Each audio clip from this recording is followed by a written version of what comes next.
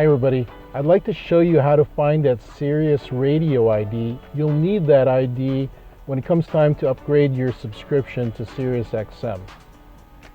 From the iDrive system, we're going to want to go to Media. And from this point here, you click on the Options button. And then back on the screen, you'll pick Subscribe. And this is where you'll not only find your radio ID number, but you'll also find the phone number to call to update your subscription. Thank you for watching our video today.